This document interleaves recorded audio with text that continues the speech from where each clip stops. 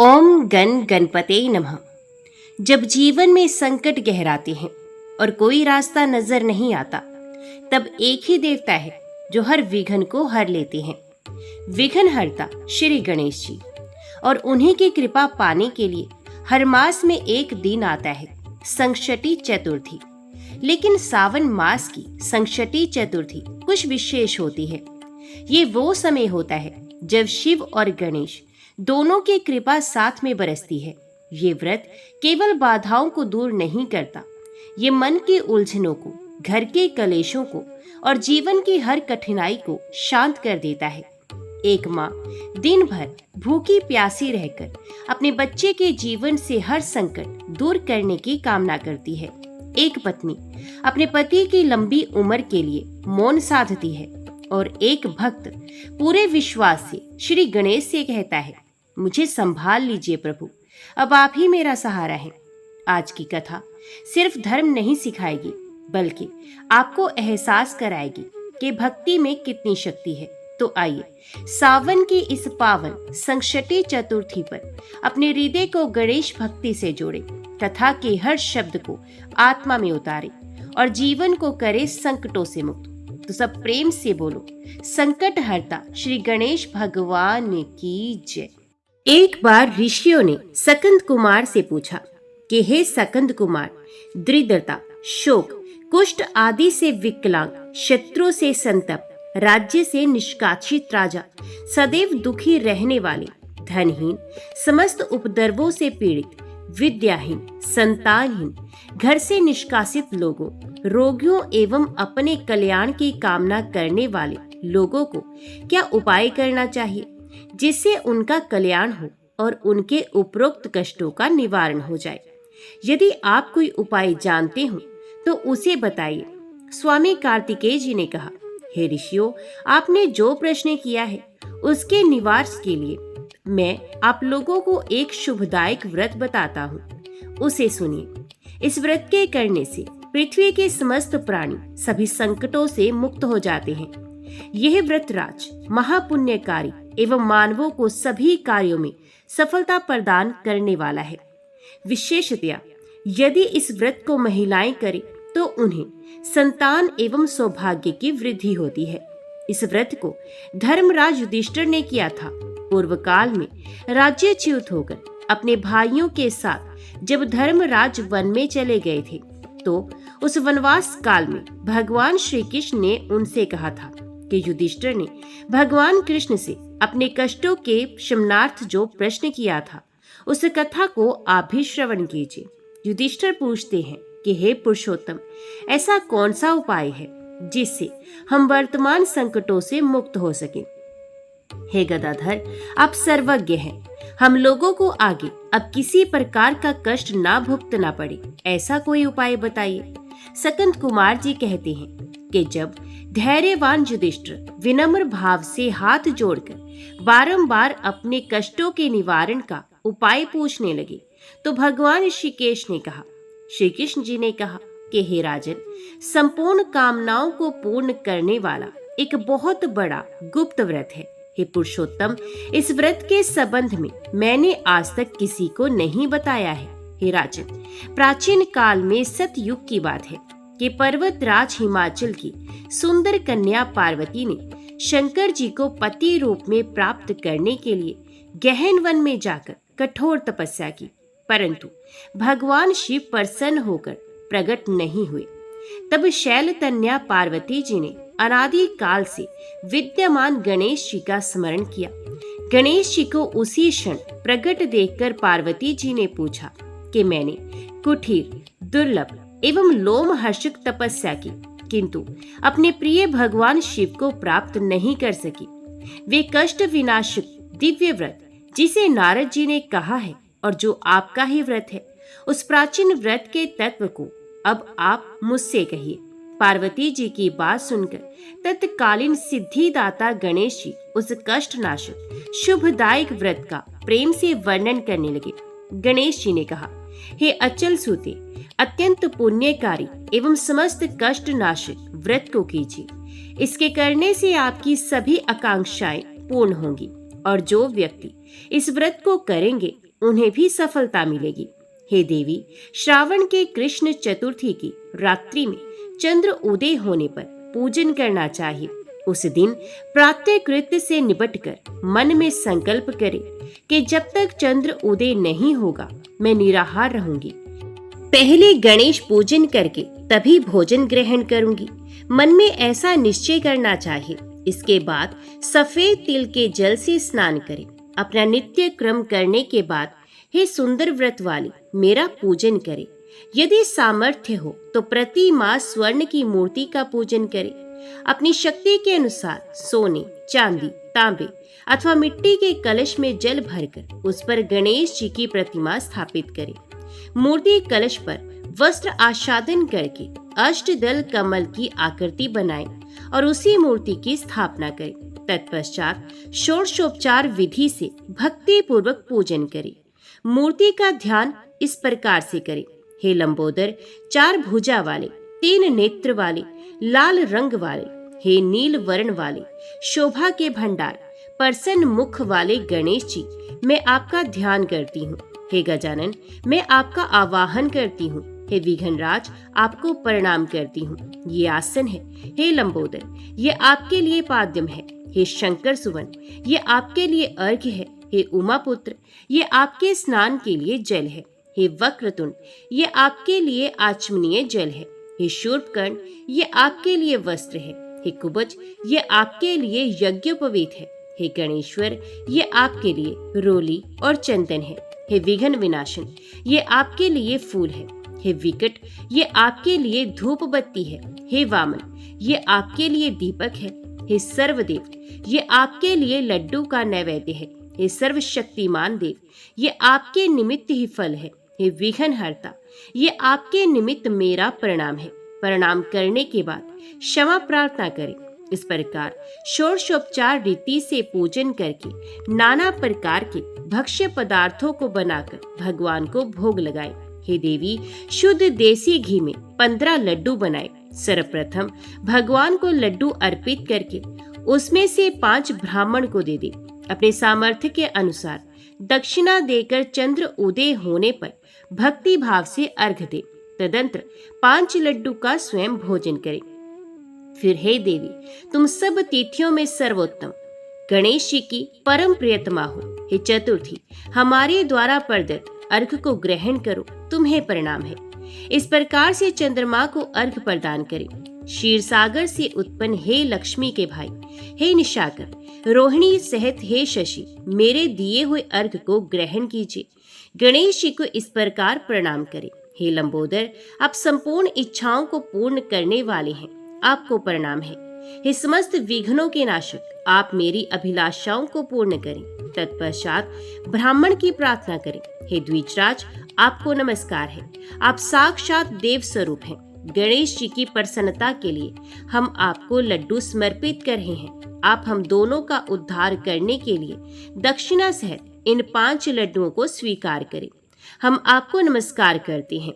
इसके बाद ब्राह्मण भोजन कराकर गणेश जी से प्रार्थना करें।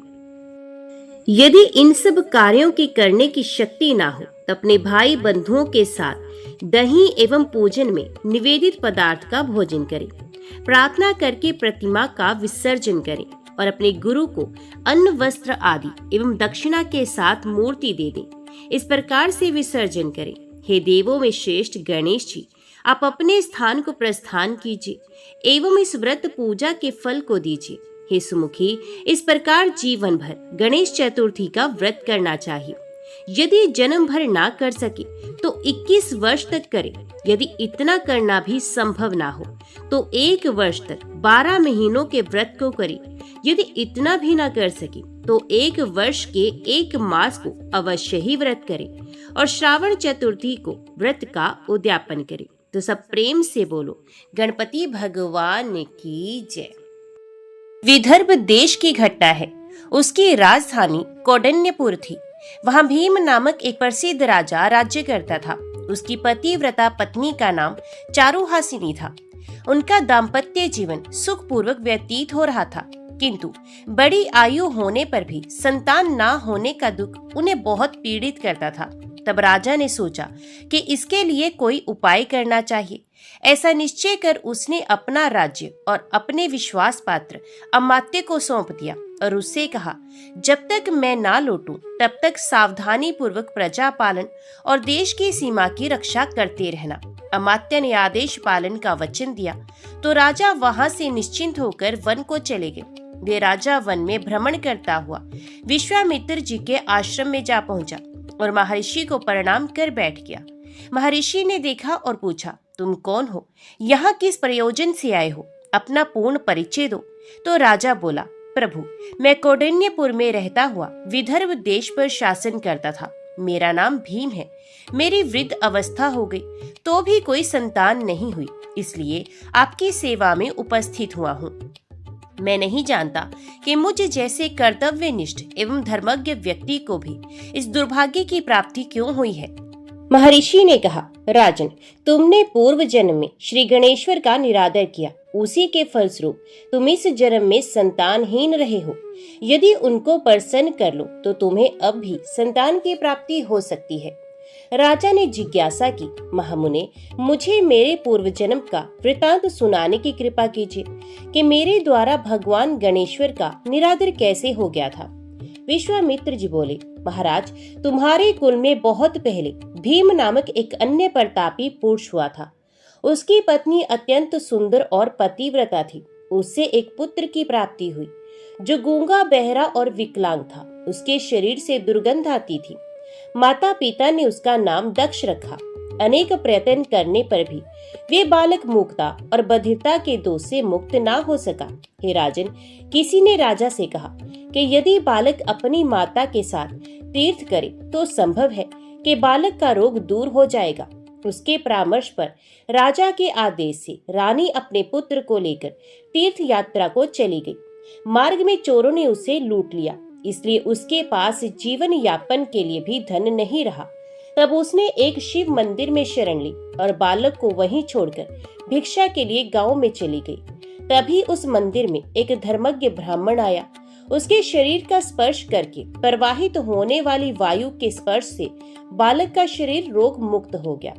रानी लौटकर शिवालय में आई तो अपने पुत्र को सर्वांग सुंदर और रोग मुक्त देखकर बहुत प्रसन्न हुई।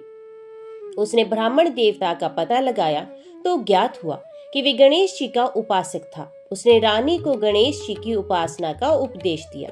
अब माता और पुत्र दोनों ने भगवान गणेश्वर की उपासना की, जिससे प्रसन्न होकर गणेश जी ने स्वप्न में कहा कि तुम मेरे परम भक्त महर्षि मुद्गल के पास जाओ, उनसे तुम्हें समस्त अभिष्टों की प्राप्ति हो सकती है। विश्वामित्र जी ने भीम को आगे का वृत्तांत सुनाते हुए कहा कि वे दोनों मुद्गल आश्रम की खोज में बहुत समय तक अरण्यों में भटकते रहे। तब एक दिन बड़ी कठिनाई से उन्हें वे आश्रम मिला। वहां आकर उन्होंने अपना सब वृत्तांत सुनाया तो महर्षि ने श्री गणेश्वर के एकाक्षरी मंत्र गम के अनुष्ठान का उपदेश दिया। राजा भीम ने जिज्ञासा की कि महामुने, आपके मुख से ये चरित्र सुनकर मुझे आश्चर्य हो रहा है। एक ब्राह्मण के शरीर के स्पर्श से बहने वाली वायु के स्पर्श मात्र से वे बालक रोग रहित और सुंदर कैसे हो गया? इसका समाधान करने की कृपा कीजिए। विश्वामित्र जी बोले, राजन, प्रभु की इच्छा से जो कुछ भी हो जाए वही संभव है, उसमें आश्चर्य ही कैसा।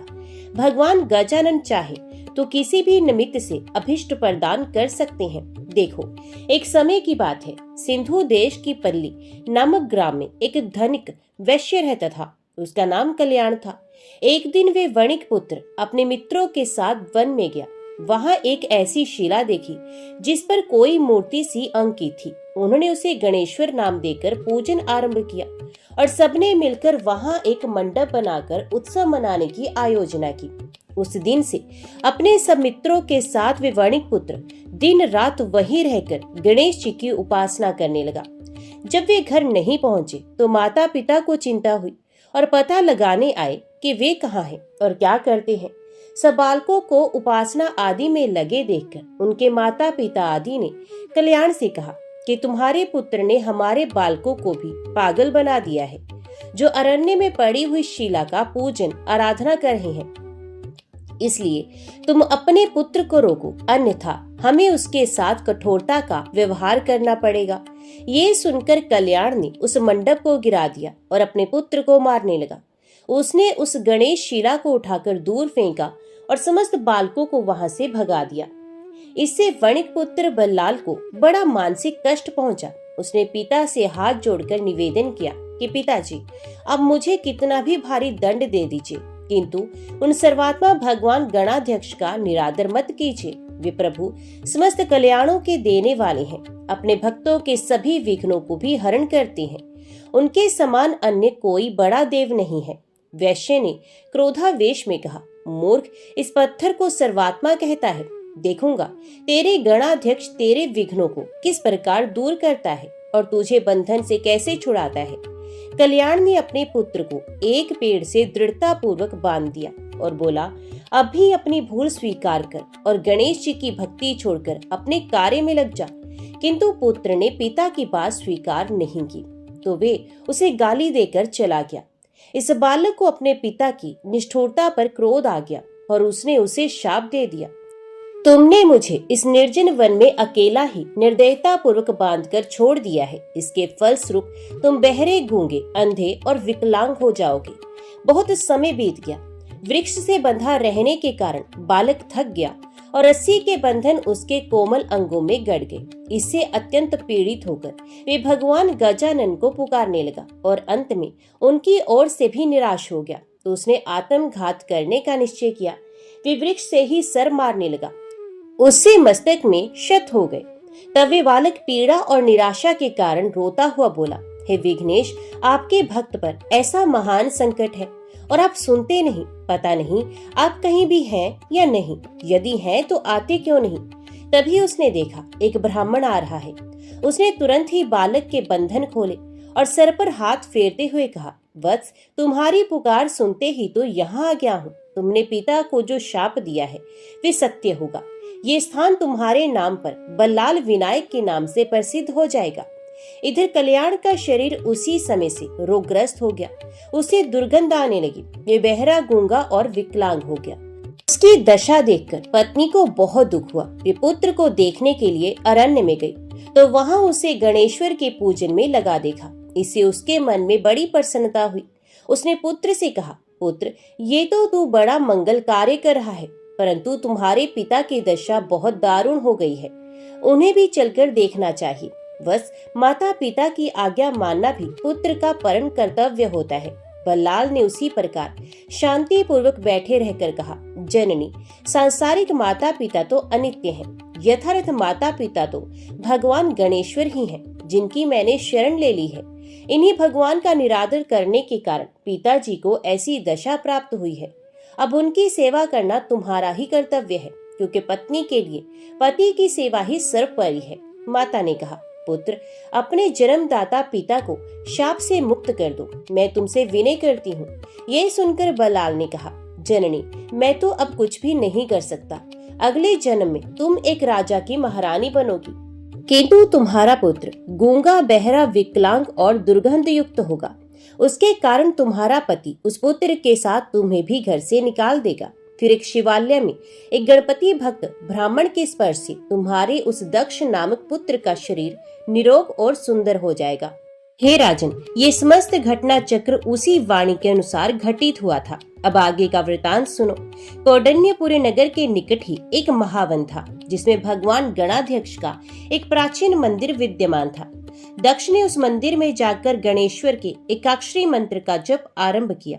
इसी मध्य उसने अपने को हाथी पर सवार देखा। वे स्वप्न उसने माता को सुनाया तो वह बोली, पुत्र, स्वप्न तो बहुत ही सुंदर है। हाथी के दर्शन का अर्थ हुआ भगवान गजानन का दर्शन और हाथी की सवारी का अर्थ हुआ राज्य पद की प्राप्ति। राजन, काल की गति बड़ी विचित्र है। वे अनुकूल चलता है तो समस्त सौभाग्यों की प्राप्ति कराता है और प्रतिकूल चलता है तो नष्ट कर देता है। देखो, कौंडिन्यपुर में उस समय चंद्रसेन नामक राजा राज्य करता था। उसकी मृत्यु अकस्मात हो गई। नगर में सर्वत्र शोक छा गया। राजा की सदाचारिणी पत्नी सुलभा पति के वियोग में मूर्छित हो गई।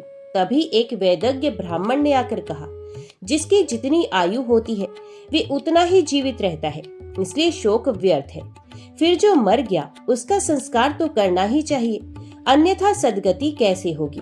जो केवल शोक का दिखावा करता है वे अवश्य स्वार्थी है, इसलिए राजा का संस्कार करना ही उसके प्रति सच्ची प्रीति प्रदर्शित करना होगा।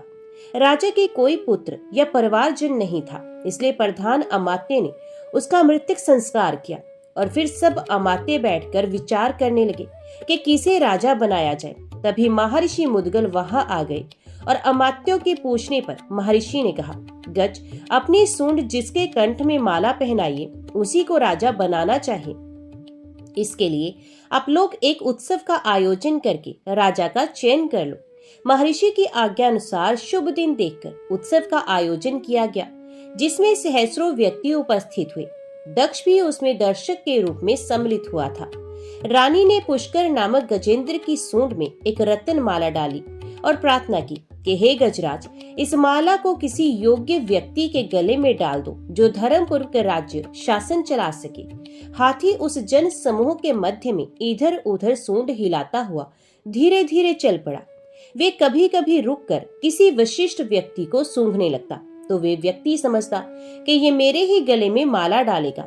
अनेकों उत्सुक व्यक्ति हाथी के पास इसी आशा में आने लगे, किंतु हाथी सबकी ओर देखता और बहुतों को सूंघता हुआ अंत में दक्ष के पास जा पहुंचा और उसे सूंघकर देखकर कुछ ठहरकर अंत में उसने उसी के गले में वे रत्नमाला डाल दी। दक्ष राजा हो गया। हाथी ने उसे अपनी सूंड से उठाकर ऊपर बैठा दिया। सर्वत्र हर्ष ध्वनि और जय घोष होने लगा। वे हाथी पर चढ़कर ही राजभवन में लाया गया। वेदज्ञ ब्राह्मणों ने उसका विधि पूर्वक अभिषेक किया। उस समय दुधंबी बज उठी। राजा दक्ष पर पुष्पों की वर्षा होने लगी। राजा ने सभी को यथा पद विभिन्न प्रकार के उपहार और ब्राह्मणों को गवादी के दान दिए। हे महाराज, दक्ष का विवाह राजा वीरसेन की पुत्री से हुआ। फिर उसके वृद्धभानु नामक एक पुत्र हुआ, जिसने सुख पूर्वक उस राज्य को भोगा। वृद्धभानु का पुत्र खड्गधर हुआ। खड्गधर का पुत्र सुलभ, उसका पुत्र पद्माकर, उसका पुत्र वपुदीपक और उसका पुत्र चित्रसेन हुआ। हे राजन, उस चित्रसेन के पुत्र तुम हो। हे व्यास, विश्वामित्र जी के मुख से अपना परंपरागत वंश परिचय सुनकर राजा भीम को बड़ी प्रसन्नता हुई और उसने निवेदन किया, प्रभु, मुझ पर भी भगवान गणाध्यक्ष का अनुग्रह हो सके वैसी कृपा कीजिए। उसकी प्रार्थना सुनकर विश्वामित्र जी ने कहा, हे राजन, तुम राजा दक्ष द्वारा निर्माण कराए गए गणेश मंदिर में रहकर गणाध्यक्ष का अनुष्ठान करो तो तुम्हारे सब अभिष्ट पूर्ण हो जाएंगे। ये सुनकर राजा उन्हें प्रणाम करके अपने वंश परंपरागत से उपासकीय गणेश्वर मंदिर में जाकर उपासना करने लगा और अनुष्ठान पूरा होने पर उसके रुक्मागंध नामक पुत्र की प्राप्ति हुई। कालांतर में पिता की आज्ञा से रुक्मागंध अपने पैतृक राज्यपद पर आसीन हुआ। तो सब प्रेम से बोलो, गणपति भगवान की जय। अभी सुनिए संकटी चतुर्थी व्रत की अगली कथा। एक बार एक राज्य में एक कुम्हार रहता था। एक दिन वे मिट्टी के बर्तन पकाने के लिए आवा लगा रहा था। आवा कहते हैं मिट्टी के बर्तन पकाने के लिए आग जलाने को। अब उसने आवा तो लगा लिया, लेकिन उसमें मिट्टी के बर्तन पके नहीं। कुम्हार बार बार प्रयास करता रहा, लेकिन मिट्टी के बर्तन हर बार कच्चे ही रह जाते। ये देखकर कुम्हार बहुत परेशान हो गया। वे राजा के पास गया। तब राजा ने राज पुरोहित को बुलाकर कोई उपाय सुलझाने के लिए कहा। थोड़ी देर तक सोचने के बाद राज पुरोहित ने कहा कि महाराज, यदि हर दिन गांव के एक एक घर से एक एक बच्चे की बलि दी जाए तो रोज आवा नहीं लगेगा। राजा ने आज्ञा दे दी कि पूरे नगर से हर दिन एक बच्चे की बलि दी जाएगी। कई दिनों तक ऐसा ही चलता रहा। हर घर से एक बच्चे की बलि दी जाती रही और फिर एक बुढ़िया के घर की बारी आई। लेकिन उसके बुढ़ापे का एकमात्र सहारा उसका अकेला बेटा अगर बलि चढ़ जाएगा तो फिर बुढ़िया का क्या होगा। ये सोचकर बेचारी बुढ़िया बहुत परेशान हो गई। उसने संकट की सुपारी और धूप अपने बेटे को दी। कहा, जा बेटा, संकटा माता तुम्हारी रक्षा करेंगी। ये खुद माता संकटा का ध्यान करने लगी। उसने अपने बेटे की सलामती की कामना करने लगी। उधर अगली सुबह जब कुम्हार ने उठकर देखा कि आवा भी पक गया और वे बालक भी पूरी तरह से सुरक्षित है, ये सब देखकर कुम्हार हैरान रह गया। उसने बालक से पूछा कि ऐसा कैसे हो गया। तो बालक बताने लगा कि उसकी माँ हर बार नियम से संकट चौथ और महीने में पड़ने वाली चतुर्थी का व्रत किया करती है। संकटा माता की कृपा से इसी कारण वे जीवित बच गया है। और फिर संकटा माता की कृपा से नगर के वे अन्य सभी बालक जिनकी बलि दी गई थी वो सभी भी दोबारा जी उठे। पौराणिक मान्यताओं के अनुसार उसी दिन से खासकर संकट चौथ के दिन माएं अपने बेटों की लंबी उम्र की कामना से भगवान गणेश की पूजा और व्रत करती हैं। अब सुनिए संकट चौथ के दिन सुनी जाने वाली देवरानी और जेठानी की कथा। संकटी चौथ की पौराणिक कथा के अनुसार एक बार एक शहर में देवरानी और जेठानी रहा करती थी। जेठानी अमीर थी और देवरानी बहुत गरीब थी। देवरानी गणेश जी की बड़ी भक्त थी। देवरानी का पति जंगल से लकड़ियां काट कर लाता, उन्हें शहर में जाकर बेचता था। इस प्रकार उनका जीवन चल रहा था। देवरानी का पति अक्सर बीमार रहता था। तब देवरानी जेठानी के घर का सारा काम करती और बदले में जेठानी उसे बचा हुआ खाना, पुराने कपड़े आदि दे देती। इसी से किसी तरह देवरानी का परिवार चल रहा था। माघ के महीने में देवरानी ने तिल चौथ का व्रत किया। 5 आने का तिल और गुड़ लाकर तिलकुट बनाया। पूजा करके तिल चौथ की कथा सुनी और फिर तिलकुटा छींके में रख दिया, क्योंकि संकट चौथ का व्रत बिना चंद्र देवता को अर्घ्य दिए अधूरा माना जाता है। तो देवरानी सोचने लगी कि चंद्रमा उदय होने पर पहले तिलकुट और उसके बाद ही वे कुछ और खाएगी। कथा सुनकर वे जेठानी के यहाँ चली गई। खाना बनाकर जेठानी के बच्चों से उसे खाना खाने के लिए कहा। तब बच्चे कहने लगे कि माँ ने व्रत किया है और माँ भूखी है, जब माँ खाना खाएगी तब हम भी खा लेंगे। जेठ जी को खाना खाने के लिए कहा तो जेठ जी कहने लगे कि मैं अकेला नहीं खाऊंगा, जब चांद निकलेगा तभी सब मिलकर खाना खाएंगे, तब मैं भी खा लूंगा। जेठानी ने उससे कहा कि आज तो किसी ने भी अभी तक खाना नहीं खाया, तो मैं तुम्हें कैसे दे दूं? तुम सुबह सवेरे आकर बचा हुआ खाना ले जाना। क्योंकि हर दिन तो जेठानी का बचा हुआ खाना या सुबह का बचा हुआ खाना अपनी देवरानी को दे दिया करती थी। इधर देवरानी के घर पर उसका पति और बच्चे बेचारे सब आस लगाए हुए ही बैठे थे कि आज तो त्योहार है, इसलिए कुछ आज पकवान आदि खाने को मिलेगा। देवरानी बिना खाने के जब अपने घर लौटी और बच्चों को पता चला कि आज तो पकवान क्या रोटी भी खाने को नहीं मिलेगी, तो सारे बच्चे उदास हो गए, भूख के मारे रोने लगे। उसके पति को भी बहुत गुस्सा आया। उसका पति गुस्से में कहने लगा, सारा दिन काम करके भी तुम 2 रोटी नहीं ला सकती, तो काम ही क्यों करती हो? पति ने गुस्से में आकर पत्नी को कपड़े धोने से मारा। धोना हाथ से छूट गया तो पाटे से मारा। अब वे बेचारी देवरानी गणेश जी को याद करती हुई रोते रोते पानी पीकर ही सो गई। उस दिन गणेश जी देवरानी के सपने में आए और कहने लगे, धुवनी मारा, पाटी मारा, सो रही है या जाग रही है? देवरानी कहने लगी, कुछ सो रही हूँ, कुछ जाग रही हूँ। तब गणेश जी फिर से बोले, भूख लगी है, कुछ खाने को दो। देवरानी कहने लगी, क्या दूं? मेरे घर में तो अन्न का एक दाना भी नहीं है। जेठानी बेचारी बचा कुचा खाना देती थी, आज वो भी नहीं मिला। पूजा का बचा हुआ तिलकुटा चीकी में पड़ा है, वही खा लो। तिलकुटा खाने के बाद गणेश जी फिर से कहने लगे, ओवने मारी, पाटी मारी, निपटाए लगी है, कहाँ निपटू? तो वही बोली, ये पड़ा घर, जहाँ इच्छा हो वही निपट लो। फिर गणेश जी बच्चे की तरह कहने लगे, अब हाथ कहाँ पहुँचूं? नींद में मगन देवरानी को बहुत गुस्सा आया। वे सोचने लगी कि कब से तंग किए जा रहे हो। तो उसने गुस्से से कहा कि मेरे सर पर पूछो और कहाँ पहुँचोगे? इतना सब होने के बाद देवरानी के घर तो चमत्कार हो उठा। देवरानी जब सुबह उठी तो देखकर हैरान रह गई कि उसका पूरा घर हीरे मोती से जगमगा रहा है। सर पर जहाँ विनायक जी पहुँचे थे वहाँ तो हीरे के टीके और बिंदी जगमगा रही थी। उस दिन देवरानी अपनी जेठानी के यहाँ काम करने के लिए नहीं गई। बड़ी देर तक देवरानी की राह देखने के बाद जेठानी ने अपने बच्चों को देवरानी को बुलाने के लिए भेजा। जेठानी सोच रही थी कि शायद मैंने कल अपनी देवरानी को खाना नहीं दिया, हो सकता है इसलिए मेरी देवरानी बुरा मान गई है, इसलिए आज नहीं आई होगी। तो बच्चे बुलवाने गए तो कहने लगे, चाची चलो, माँ ने बुलाया है, सारा काम पड़ा हुआ है। देवरानी कहने लगी, अब उसकी जरूरत नहीं है, मेरे घर में अब सब कुछ है।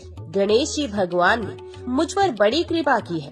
अब बच्चे अपने घर पर गए। घर जाकर अपनी माँ को सब बताया कि माँ, चाची का घर तो पूरा हीरे मोतियों से जगमगा रहा है। अब उनका घर पहले की तरह टूटा फूटा नहीं रहा। जेठानी ने ये सब सुना तो उसे विश्वास नहीं हुआ और वे सोचने लगी, बच्चे मजाक कर रहे होंगे। फिर वे दौड़ी दौड़ी अपनी देवरानी के घर आई और जो कुछ उसने देखा उसकी आंखें खुली की खुली रह गई। वे देवरानी से पूछने लगी, अरे ये सब कैसे हुआ? तब देवरानी तो बड़ी सीधी सादी थी, बहुत भोली भाली थी। उसने उसके साथ जो कुछ हुआ सब कुछ अपनी जेठानी से कह दिया। जेठानी बड़ी चालाक थी।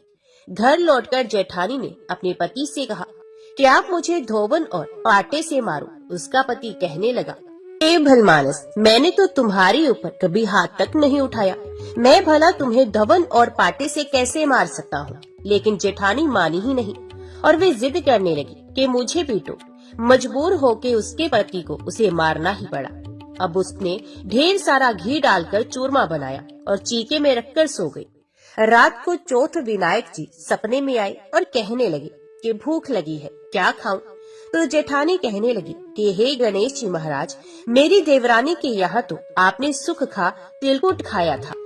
मैंने तो ढेर सारा घी डालकर चूरमा बनाकर आपके लिए छींके में रख दिया है। फल और मेवे भी साथ में रखे हैं। हे गणपति जी महाराज, जो चाहे वे आप खा लीजिए। सारा चूरमा खाने के बाद गणपति जी कहने लगे, निपटे कहाँ?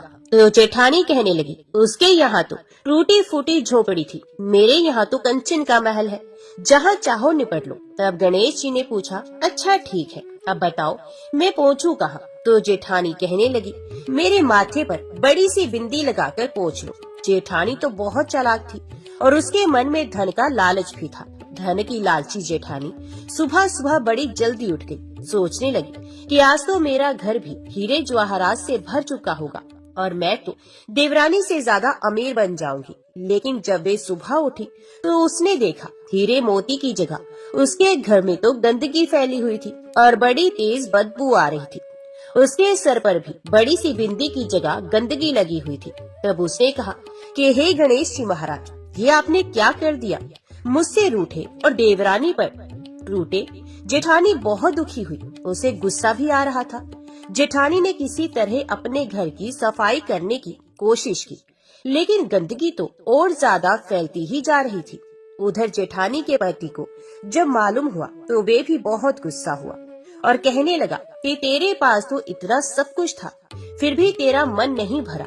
जेठानी के पति ने भी उसे ताना दे दिया। परेशान होकर चौथ के गणेश जी से वे विनती करने लगी। तब गणेश जी ने कहा, देवरानी से जलन करने के कारण तूने जो कुछ भी किया था, यही उसका फल है। अब तू अपने धन में से आधा धन देगी, तभी ये सब गंदगी साफ होगी।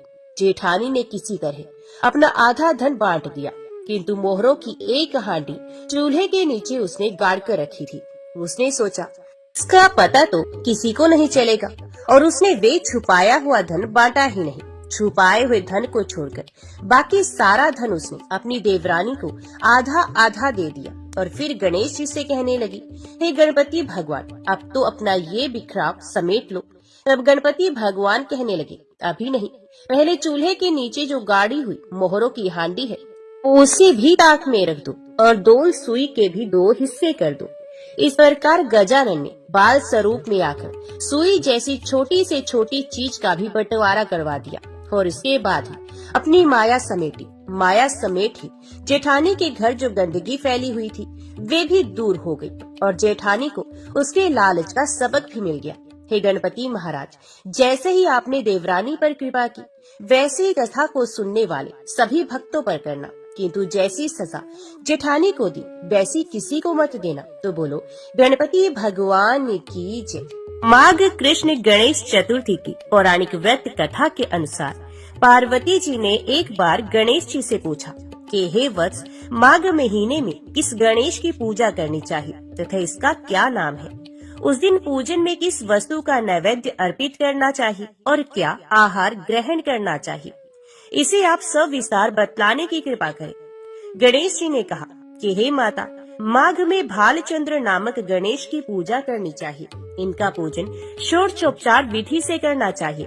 हे माता पार्वती, इस दिन तिल के 10 लड्डू बना ले, 5 लड्डू देवता को चढ़ाए और शेष 5 ब्राह्मण को दान में दे। ब्राह्मण की पूजा भक्ति पूर्वक करके उन्हें दक्षिणा देने के बाद उन 5 लड्डुओं को उन्हें प्रदान कर दे। हे देवी, तिल के 10 लड्डुओं का स्वयं आहार करे। इस संबंध में मैं आपको राजा हरिश्चंद्र का वृतांत सुनाता हूँ। सतयुग में हरिश्चंद्र नामक एक प्रतापी राजा हुए थे। वे शास्त्र धर्म में पटु, सरल स्वभाव, सत्यनिष्ठ और विद्वान ब्राह्मणों के पूजक थे। हे देवी, उनके शासन काल में अधर्म नाम की कोई वस्तु नहीं थी।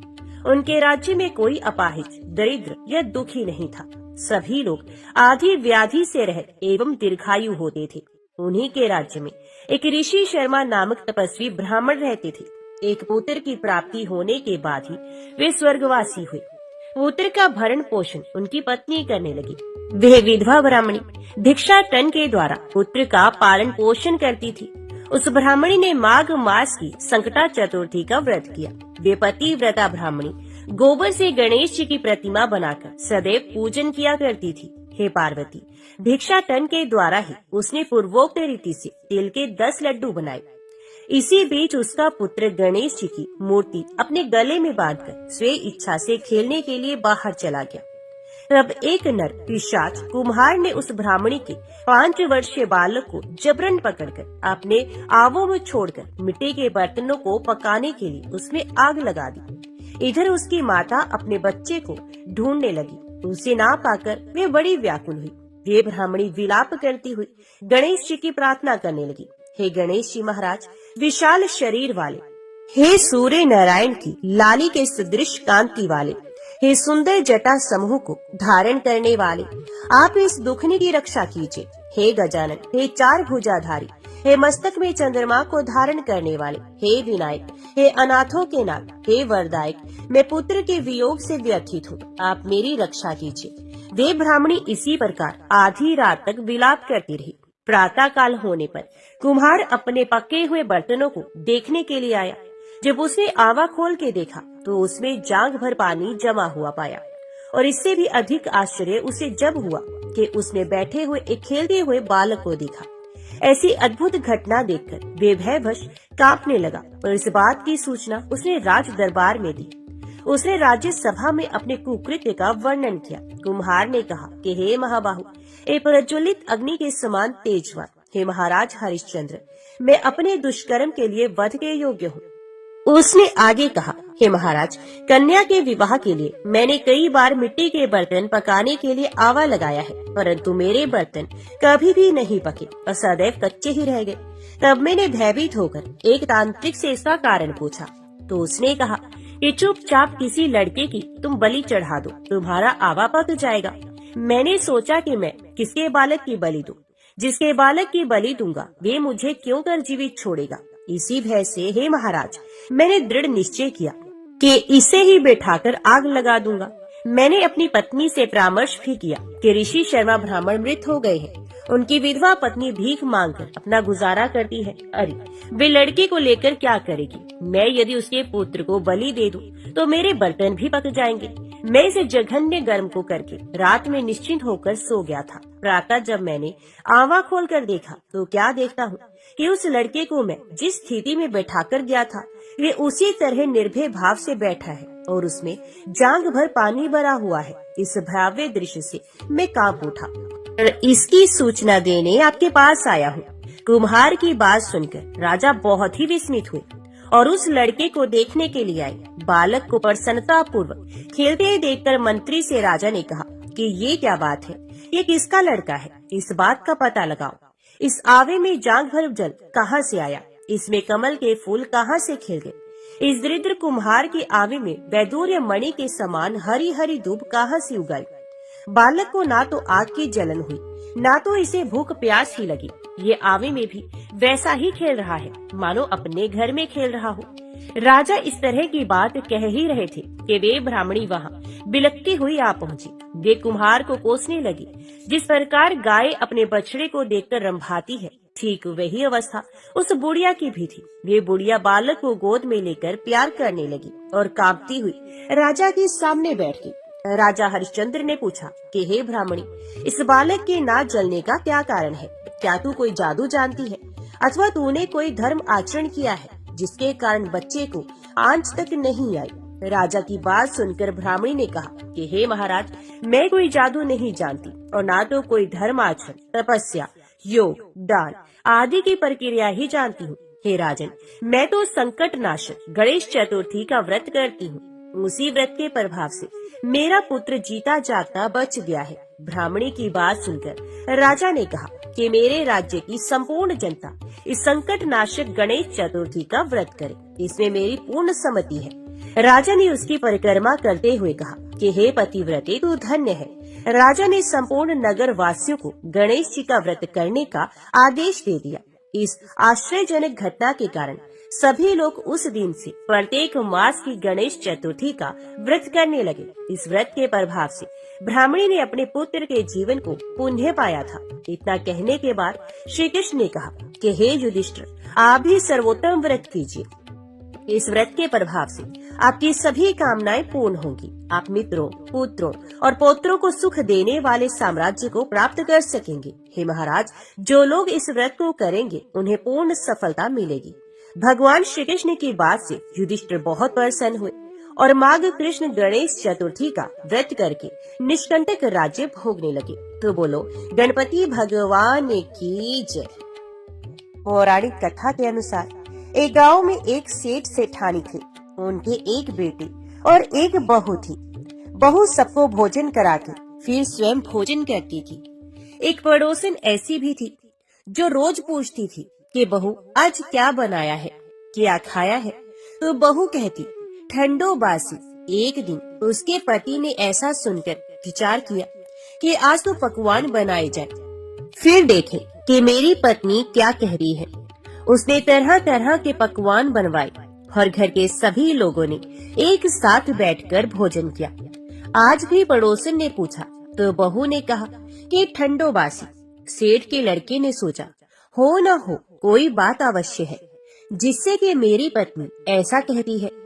उसने पत्नी से पूछा तुम रोज ठंडो बासी खाया ऐसा क्यों कहती हो, जबकि हम सब ने एक साथ बैठकर कई तरह के पकवान खाए हैं। उसकी पत्नी बोली हम जो खा रहे हैं वे बाप बूढ़ों की कमाई है।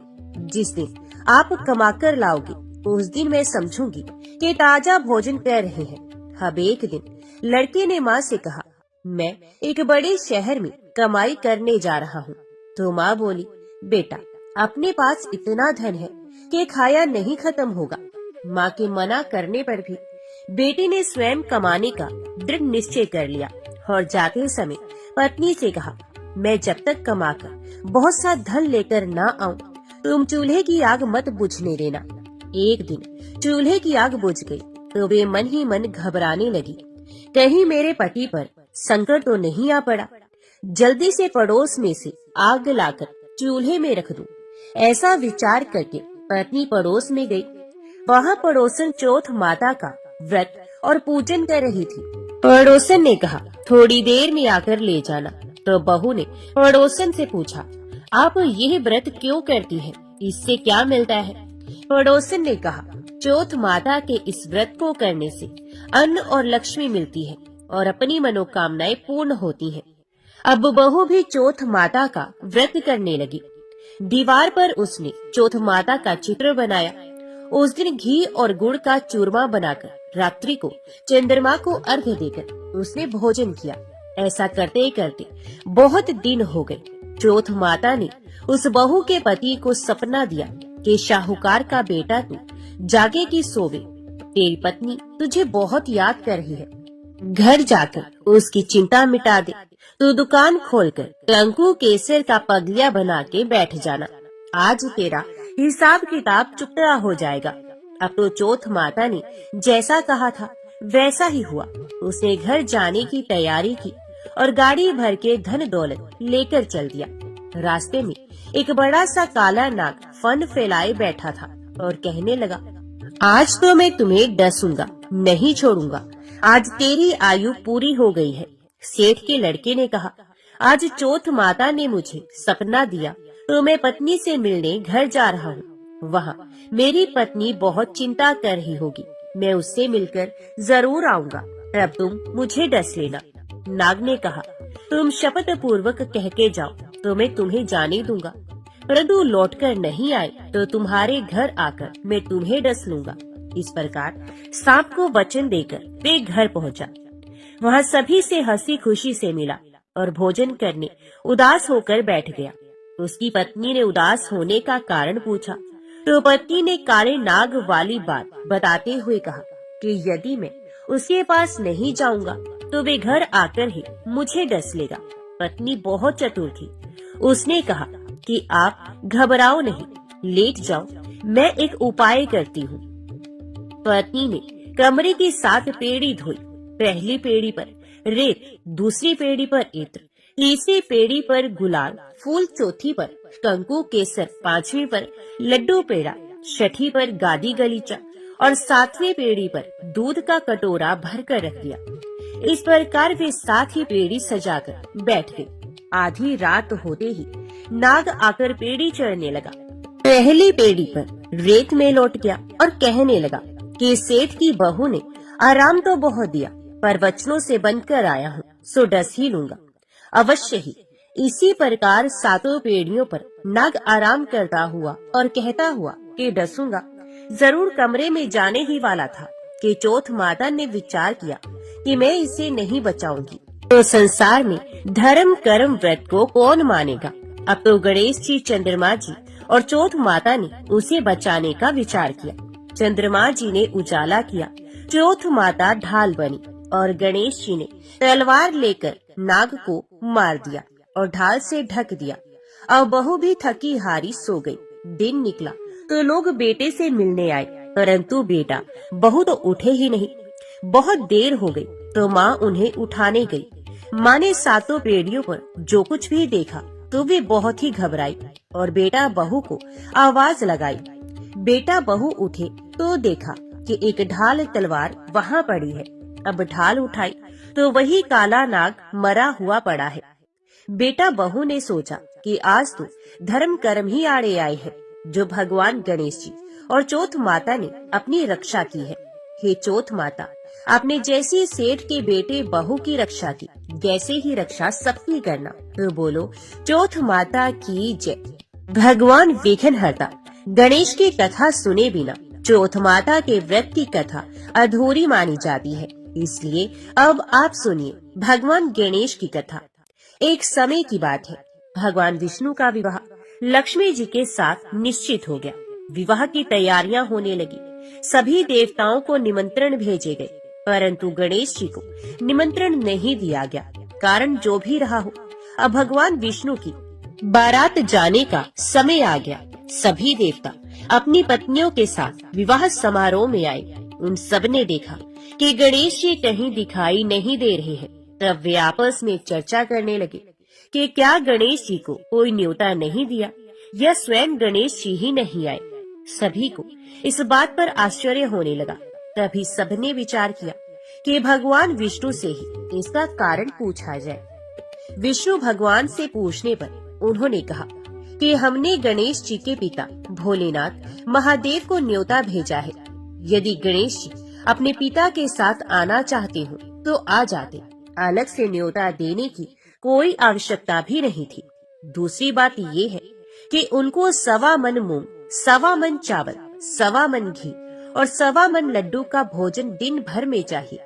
यदि गणेश जी नहीं आएंगे तो कोई बात नहीं, दूसरे के घर जाकर इतना सारा खाना पीना अच्छा भी नहीं लगता।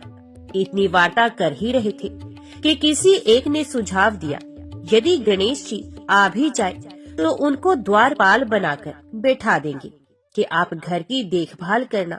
आप तो चूहे पर बैठकर धीरे धीरे चलोगे तो बारात से बहुत पीछे रह जाओगे। यह सुझाव भी सबको पसंद आ गया तो भगवान विष्णु ने भी अपनी सहमति दे दी। होना क्या था, इतने में गणेश जी वहां आ पहुँचे और उन्हें समझा बुझाकर घर की रखवाली करने बैठा दिया गया। बारात चल दी। तब नारद जी ने देखा कि गणेश जी तो दरवाजे पर ही बैठे हुए हैं। तो वे गणेश जी के पास गए और रुकने का कारण पूछा। गणेश जी कहने लगे कि भगवान विष्णु ने मेरा बहुत अपमान किया है। नारद जी ने कहा कि आप अपनी मूषक सेना को आगे भेज दो, तो वे ही रास्ता खोद देगी, जिससे उनके वाहन धरती में धंस जाएंगे। तब आपको सम्मान पूर्वक बुलाना ही पड़ेगा। अब तो गणेश जी ने अपनी मूषक सेना जल्दी से आगे भेज दी और सेना ने जमीन पोली कर दी। जब बारात वहां से निकली तो रथों के पहिए धरती में धंस गए। लाख कोशिश करने पर भी पहिए धरती से नहीं निकले। सभी ने अपने अपने उपाय किए, परंतु पहिए तो नहीं निकले, बल्कि जगह जगह से टूट गए। किसी की समझ में नहीं आ रहा था कि अब क्या किया जाए। अब तो नारद जी ने कहा, आप लोगों ने गणेश जी का अपमान करके अच्छा नहीं किया। यदि उन्हें मनाकर लाया जाए तो आपका कार्य सिद्ध हो सकता है और ये संकट टल सकता है। भगवान शंकर ने अपने दूत नंदी को भेजा और वे गणेश जी को लेकर आए। गणेश जी का आदर सम्मान के साथ पूजन किया गया। तब कहीं रथ के पहिए निकले। अब रथ के पहिए निकल तो गए, परंतु वे टूट फूट गए। तो उन्हें सुधारे कौन? पास के खेत में खाती काम कर रहा था, उसे बुलाया गया।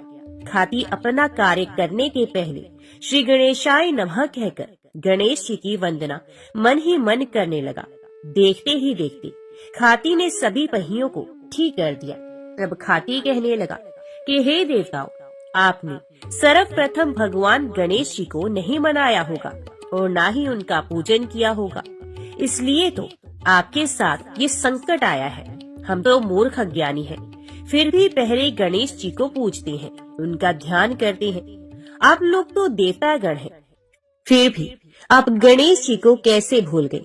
अब आप लोग भगवान श्री गणेश जी की जय बोलकर जाएं, तो आपके सब काम बन जाएंगे और कोई संकट भी नहीं आएगा। अब सभी को अपनी अपनी गलती का पश्चाताप हुआ और सबने भगवान गणेश जी की जय जयकार करते हुए और बारात वहां से चल दी और भगवान विष्णु का लक्ष्मी जी के साथ विवाह संपन्न कराके सभी सकुशल घर लौट आए। तो हे गणेश जी महाराज, आपने जैसे भगवान विष्णु के कार्य को सिद्ध किया, वैसे सभी के कार्य को सिद्ध करना। तो बोलो भगवान गणेश की जय।